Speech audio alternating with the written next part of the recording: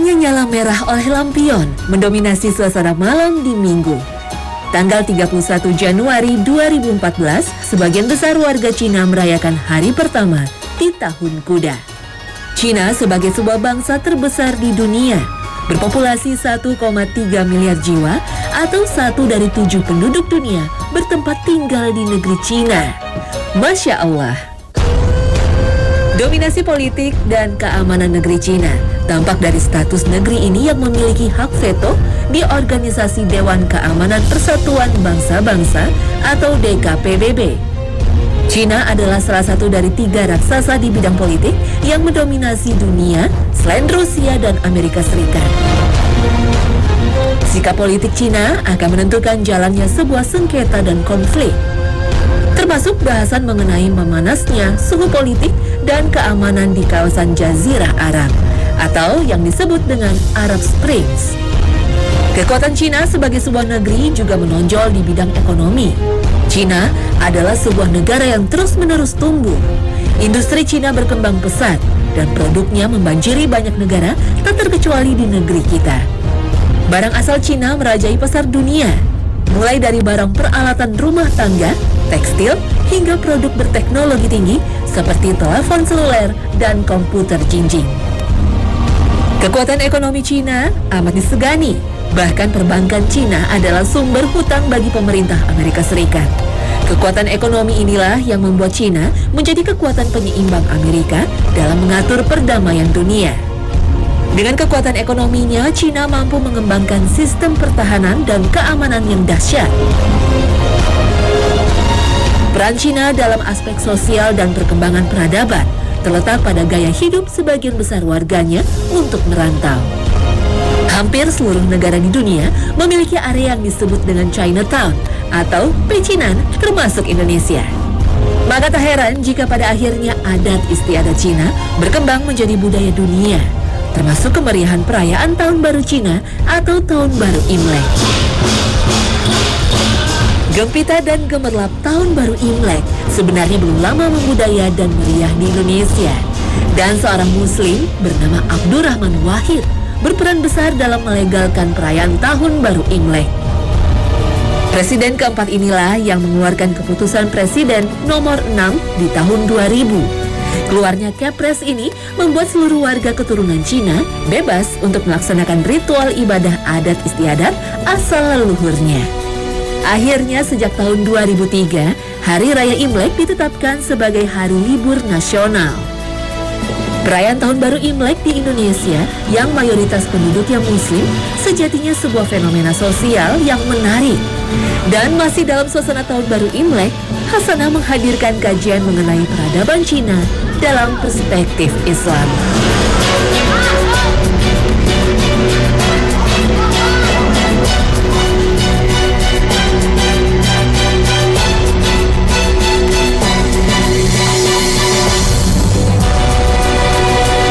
Assalamualaikum warahmatullahi wabarakatuh. Selamat pagi pemirsa Hasanah. Kami kembali hadir di tengah pagi Anda. Semoga tayangan kami hari ini mampu menjadi salah satu sumber informasi Islami yang akan melengkapi kesempurnaan pemahaman agama Anda. Amin, Allahumma amin. Indonesia, negeri berpenduduk lebih dari 230 juta jiwa ini merupakan negeri dengan keberagaman, terutama suku, etnis, dan agama. Negeri di tengah khatulistiwa ini diperkirakan dihuni lebih dari 100 macam suku bangsa dan etnis. Dan warga keturunan Cina merupakan salah satu anak bangsa yang eksistensinya semakin dihormati. Salah satu bentuk penghargaan dan penerimaan dari Indonesia kepada warga keturunan Cina adalah legalisasi perayaan Imlek dalam sistem sosial dan politik. Tanggal 31 Januari adalah permulaan dari Tahun Kuda setelah sebelumnya berada dalam dimensi waktu Tahun Ular. Bangsa dan etnis Cina percaya setiap periode tahun memiliki perbedaan dan karakteristik yang spesifik. Oleh karenanya dalam menghadapi kehidupan di tahun yang baru, mereka lazim mencari pertanda dan petunjuk. Khususnya trik dalam mendapatkan keberuntungan dan kemurahan rezeki. Keberuntungan dan kemujuran adalah sebuah prinsip yang lekat dengan kehidupan dan peradaban Cina. Etnis berkulit kuning dan bermata sipit ini amat percaya dengan warna, angka, dan arah keberuntungan. Bagi mereka, kelenteng bukan hanya sebuah tempat ibadah untuk menyembah dewa-dewi. Salah satu tujuan utama bangsa dan etnis Cina datang dan berdoa di malam tahun baru Imlek adalah mencari pertanda atau ramalan nasib di tahun depan. Mereka percaya bahwa kelenteng adalah salah satu tempat yang bisa menyediakan sebuah jawaban atas pertanyaan mengenai masa depan. Salah satu alasan mengapa bangsa Cina lekat dengan konsep mencari keberuntungan adalah pola hidup mereka sebagai pedagang. Bangsa Cina utamanya yang merantau mayoritas menggeluti dunia perdagangan. Dan inti dari perdagangan sebagai konsep mencari rezeki adalah sedekat mungkin dengan keuntungan, serta sebisa mungkin menjauhi kerugian. Perdagangan dan keuntungan inilah yang membuat orang Cina amat menghamba pada konsep peruntungan atau hoki. Maka tak heran jika pada akhirnya tahun baru Imlek tak hanya terang oleh lampion dan munculnya demam memakai baju Cheongsam. Dalam kacamata Islam yang paling memprihatinkan dalam gempita tahun baru Imlek adalah larisnya jasa para ahli ramal yang mengaku mampu membaca peruntungan. Prinsip angka dan nomor cantik, posisi dan arah bangunan yang sesuai dengan Feng Shui, serta warna keberuntungan adalah salah satu bentuk peradaban Cina. Sekedar mengingatkan, konsep penjaminan rezeki dalam Islam terdapat dalam Surah Saba ayat ke-34.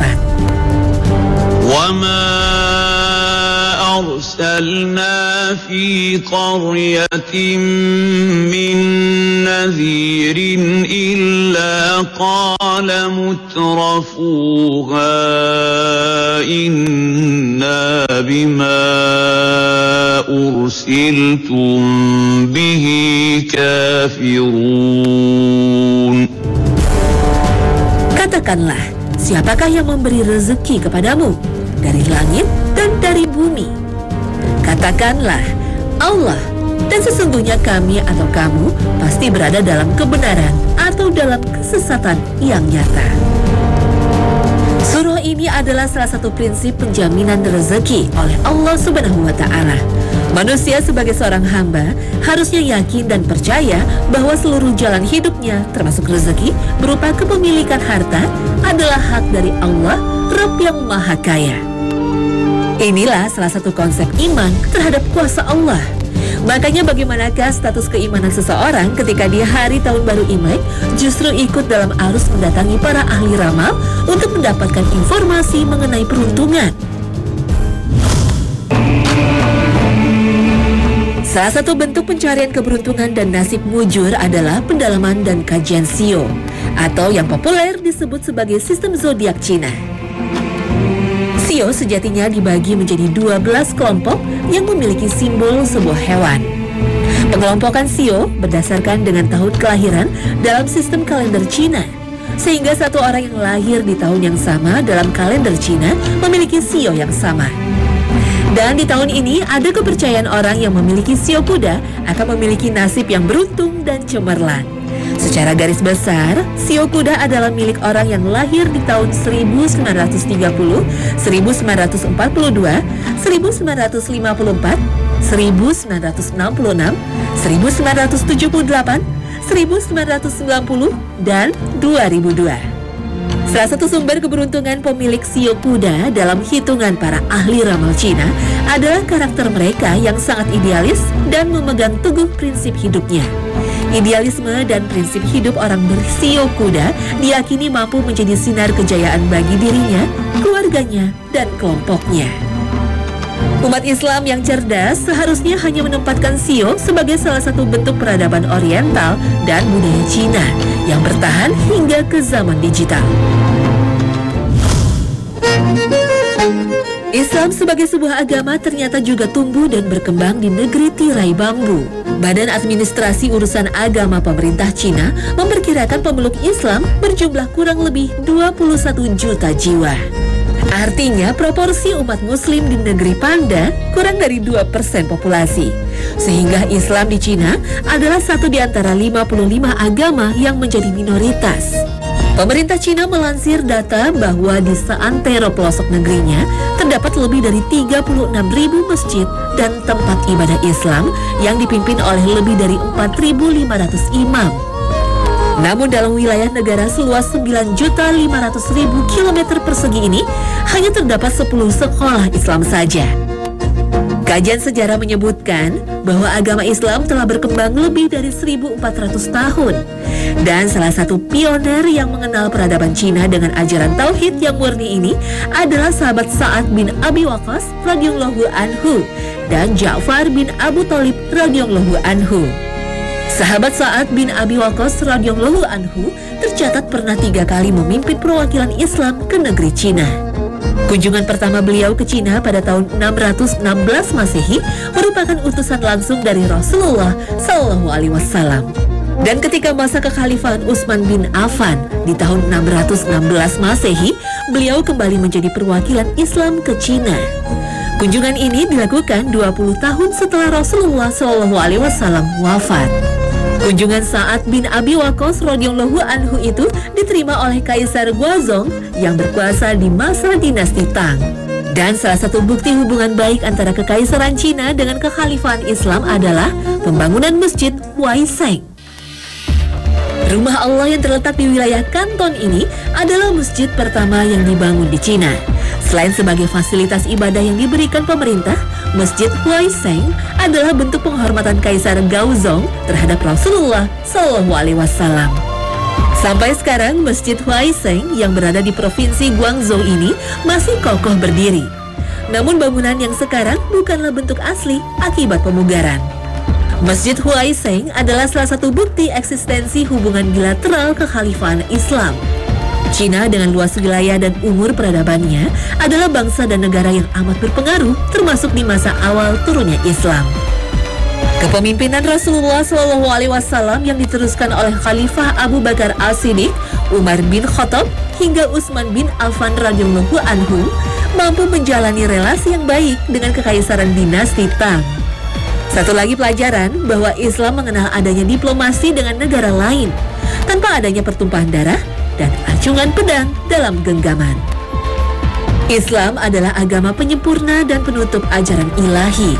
Oleh karenanya, Islam memandu dan menuntun secara lengkap atas hidup dan kehidupan umatnya, termasuk dalam urusan bertata negara. Romantisme hubungan kekhalifahan Islam dengan kekaisaran Cina menunjukkan bahwa Islam mampu menyebar ke berbagai penjuru dunia melalui jalan damai. Islam sebagai sebuah agama 14 abad yang lalu bukanlah sebuah ancaman bagi sebuah negara yang mapan. Dan negara besar pun bisa menyediakan ruang dan tempat yang nyaman bagi umat Islam meski berstatus sebagai kaum minoritas. Tapi tengoklah kondisi sekarang. Indonesia sebagai negeri dengan dominasi muslim terbesar dianggap sebagai ancaman dalam kaitan tindak pidana terorisme. Serangan sporadis oleh kaum mujahid Indonesia dianggap sebagai perusak tatanan keamanan dunia. Sehingga ada opini besar yang menganggap Islam sebagai musuh yang berbahaya bagi negara adik kuasa. Di lain sisi, umat muslim yang menjadi minoritas di negara mapan justru mendapatkan hambatan dalam praktik menjalankan akidah dan menunjukkan prinsip keimanan. Diskriminasi berlatar agama adalah sebuah isu yang sering mengemuka. Namun dalam beberapa kasus hingga saat ini belum ditemukan solusinya. Seperti dilarangnya penggunaan jilbab di Prancis. Ketimpangan hubungan antara Islam dan kekuatan mapan adalah pertanda yang nyata adanya pergeseran prinsip keagamaan dengan pengelolaan negara. Maka pertanyaannya, mengapa pemimpin dunia semakin teguh pada prinsip Islamofobia? Apakah Islamfobia dikarenakan kesalahan dalam mempersepsikan jihad fisabilillah? Wallahu a'lam bishawab. Hanya Allah yang Maha mengetahui. Bicara mengenai Cina dan Islam, tak akan lepas dari peran seorang laksamana bernama Cheng Ho. Pria yang hidup pada tahun 1371 hingga 1433 Masehi ini adalah salah satu tokoh sejarah penting. Tak hanya bagi sejarah Cina, namun juga aktor penting dalam cerita penyebaran Islam. Laksamana Cheng Ho adalah seorang panglima yang memimpin Muhibah Angkatan Laut Cina di masa Kekaisaran Yongle dari dinasti Ming. Laksamana Cheng Ho ditunjuk menjadi panglima pelayaran yang melibatkan 317 buah kapal laut yang membawa hampir 28.000 pasukan.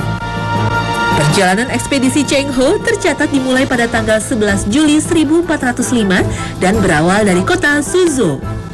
Ekspedisi Cheng Ho terbagi atas 7 kali pelayaran. Dalam pelayaran yang pertama, armada laut Laksamana Cheng Ho mengunjungi Kepulauan Nusantara, khususnya Pulau Sumatera dan Jawa. Dalam ekspedisinya yang kelima, di tahun 1417 hingga 1419 Masehi, Laksamana Cheng Ho telah berhasil mengenalkan ajaran Islam di kota Mogadishu yang kini berada di wilayah Somalia, Afrika.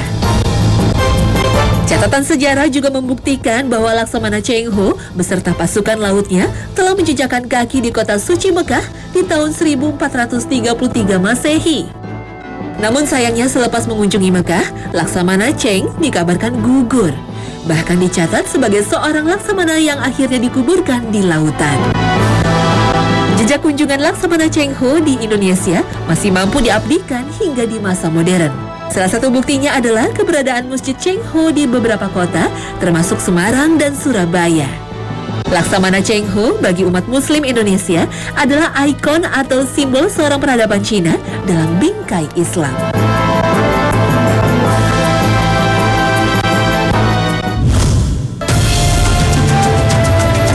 Lepas berbicara tentang Cheng Ho, di Indonesia terdapat komunitas keturunan Cina yang beragama Islam di Indonesia, bernama Persatuan Islam Tionghoa Indonesia atau PITI. Organisasi yang berdiri di tanggal 16 April 1961 ini adalah sebuah wadah bagi minoritas Muslim keturunan Cina. Selama Indonesia berada di bawah kekuasaan rezim Orde Baru, komunitas Cina adalah salah satu minoritas yang mengalami pengekangan. Orde Baru di bawah pimpinan Presiden Soeharto amat ketat mengawasi pergerakan dan tingkah laku etnis dan keturunan Cina. Pola politik yang menekan etnis Cina di masa itu karena pilihan dan kebijakan Orde Baru untuk menumpas paham komunisme. Gerakan makar yang dilakukan oleh Partai Komunis Indonesia atau PKI akhirnya mengkaitkan komunisme dengan poros timur, khususnya Republik Rakyat Cina. Praktek mengkaitkan hal-hal berbau Cina dengan komunisme adalah beban hidup yang menyiksa etnis dan keturunan Cina di masa itu. Namun menyebutkan bahwa semua etnis Cina adalah penganut komunis adalah sebuah cap yang salah. Dan untuk itulah PITI didirikan. Menjadi satu media dakwah bahwa ada sebuah komunitas yang berisikan warga keturunan Cina yang memeluk Islam. Inti dari perjalanan PITI sebagai sebuah organisasi adalah melindungi warga keturunan Cina Muslim untuk mendapatkan haknya, utamanya dalam menjalankan praktek-praktek ibadah. PITI adalah salah satu wadah bagi warga keturunan Cina di Indonesia untuk mengenal dan mendalami Islam. Dan pada akhirnya PITI juga membantu proses asimilasi atau peleburan antara warga etnis dan keturunan Cina dengan penduduk pribumi. Kesamaan akidah di antara anggota PITI, mayoritas pribumi adalah jalan peleburan dua budaya dalam satu negara. Kini PITI dipimpin oleh Haji Tan Hock Liang. Bagi sebagian besar masyarakat Indonesia, pria kelahiran Tebing Tinggi, Sumatera Utara ini dikenal dengan nama Haji Anton Medan. Aktivitas PITI setelah lebih dari 52 tahun berdiri adalah sebagai organisasi dakwah sekaligus lembaga bantuan sosial. Dan salah satu bentuk kehadiran PITI adalah pembangunan masjid berarsitektur Cina di beberapa kota, termasuk Masjid Cheng Ho di Surabaya.